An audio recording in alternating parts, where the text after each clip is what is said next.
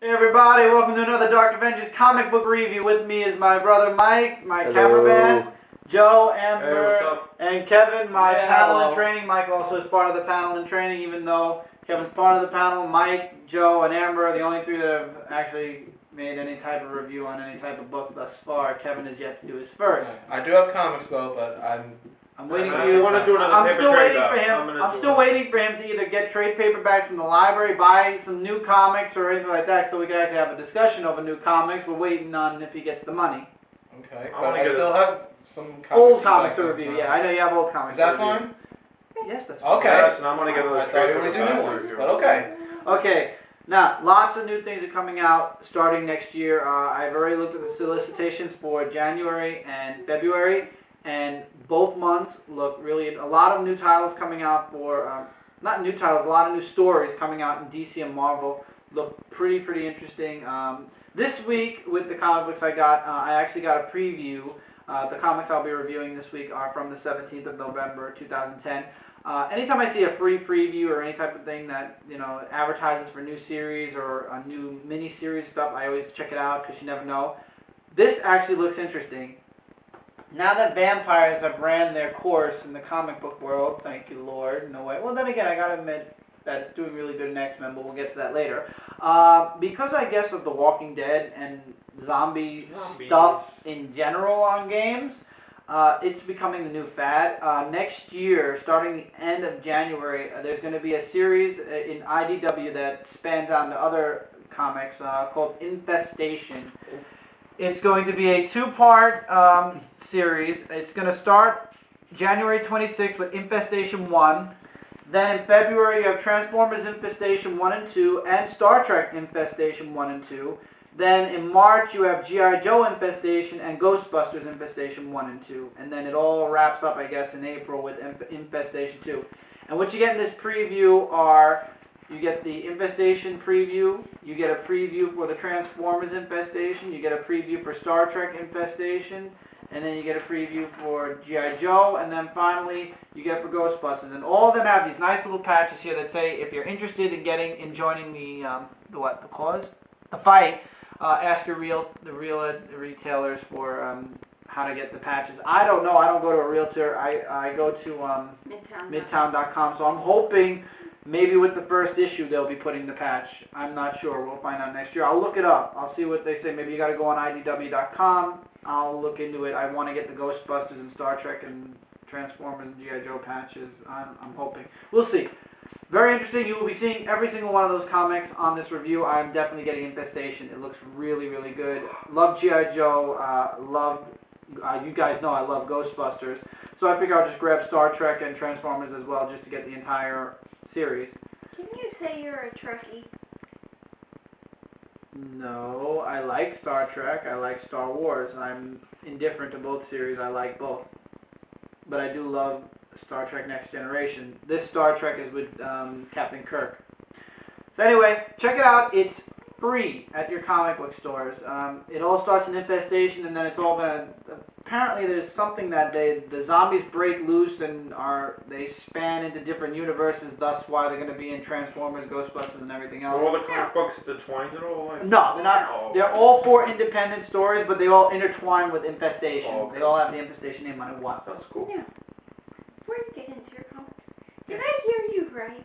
Did you say that the vampires are good?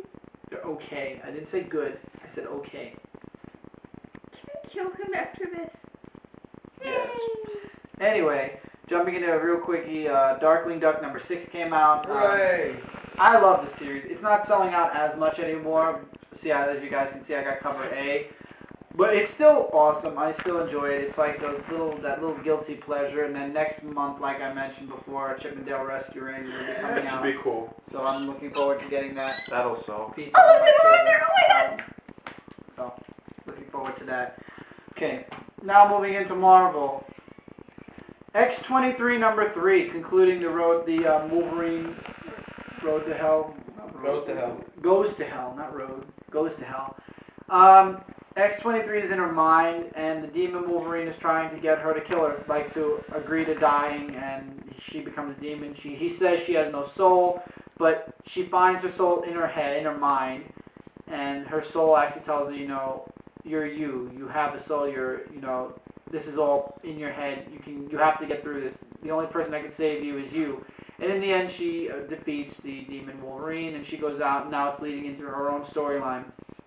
I gotta be honest, though, now that there's no tie to Wolverine at all anymore, X-23 Tell me you're dropping it. seems interesting, but I'm probably going to, because it's not that You're interesting. still not liking the whole Wolverine and Hell? No, not really. I'm thinking about it. I don't know. The story has its good points and its bad points. I'll check out the next story arc for X-23, and if it's, I'll probably end up dropping it. I still don't know about Dark Wolverine either, so I probably will end up dropping X-23 and Dark Wolverine after the Wolverine tie-in, if they're not good.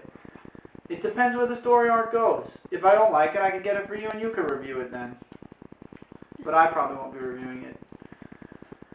Okay, getting into what I was telling Amber. X-Men number 5. The pendulum issue of the whole vampire thing. I gotta be honest with you guys, this is really good. And I called it. That shot Wolverine got, big spoiler here, turned off his healing factor, which is why he became a vampire to begin with. Why he was infected with the vampire stuff. So Cyclops turns on his healing factor again, and of course, Wolverine heals, and like I said, he ripped into every single vampire that was there. And then Dracula shows up at the end and tells everybody they're forgiven except his son. Now, all the forces have been stopped that were attacking Utopia, so now the X-Men are going after Dracula's son, and now that Dracula's back 2-1, I'm guessing in the final issue, Dracula's going to kill his son, and then the X-Men are going to stop Dracula. Just a guess. I could be wrong, but pretty good. Pretty good. I'm enjoying it. Can't wait to see the last part of this going into the next issue, and if the next storyline stinks, then we'll be dropping X-Men too. Lord knows I've already dropped Uncanny X-Men because the storyline was getting a little... Puts it back. Now, for the comic I told you guys I was going to jump back into, Bendis isn't on it anymore, which is probably why I'm going to be saying positive things about this. Spider-Man 648, big time, the amazing Spider-Man 648, sorry. It was really good.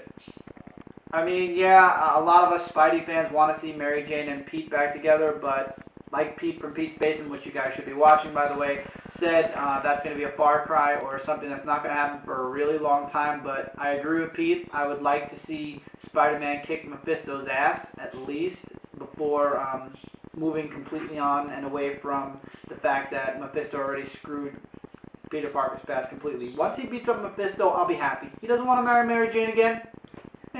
Whatever. What can you do? So, the story was great. At first, it's Spidey and the Avengers. Everybody's seen the preview. And Spidey and the Avengers beat Doc Ock. And there's a new Sinister Six. Not a new Sinister Six. Some of them are new. It involves Doc Ock, Mysterio, Rhino, Sandman, and Chameleon. And there's a big plan that Doc Ock has in store, and that his octopus robots that were attacking New York City were just deep to get the Avengers' attention away from what he was doing. And J. Jonah Jameson is here. A character that does end up leaving, starting this issue, is Pete's roommate, Michelle.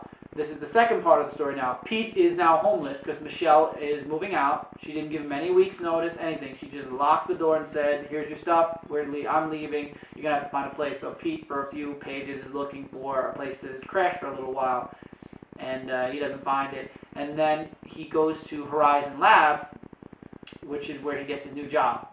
I like it because Pete has always been a genius. As a kid, he was a nerd. That's how the whole Spider-Man thing happened. He was a nerd, and he was at a science convention, and that's where he got bit by the radioactive spider. And for years, they've been playing him up as a teacher, a photographer, not really emphasizing on the fact that he's really very smart. He's intelligent. He's like Reed Richards smart almost. So finally, they're actually tapping into that where he's a scientist. He's going to be working at Horizon Labs now, and he's making a lot of money, thus big time. And so they leave you off with him studying from the big manuscript from Horizon Labs. And then you got Kingpin that shows up in the last two pages. And then in the last page, you have a returning villain, the Hobgoblin. And then you get a nice little second feature, which is Spider-Girl. It actually takes place in between two of the pages in the actual first story, where Spider-Man swings up after saving that guy. It takes place right after that, and it goes, and then it's all Spider-Girl's point of view up until it says to be continued in Spider-Girl, which I will not be getting. I would like to get Spider-Girl, but my interest keeps swaying that I won't be getting. I really won't be getting it. But I am interested enough in getting Osborn Part 1 to see how that looks. So next week, I will be getting Osborn number 1, which was supposed to come out, which came out this week, but I'm pushing to next week, and this came out last week, which was the 10th. So this you can find on November 10th.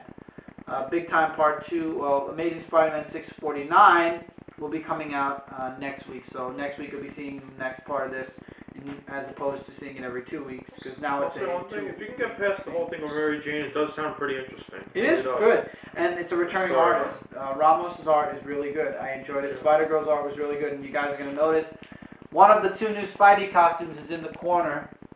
There's a ton of variant covers for this. Whenever they reboot something, there's a million variant covers. It drives me nuts. Okay, guys, so we'll return in the next part with DC and a special surprise. Michael actually be reviewing something. See you guys in the next part.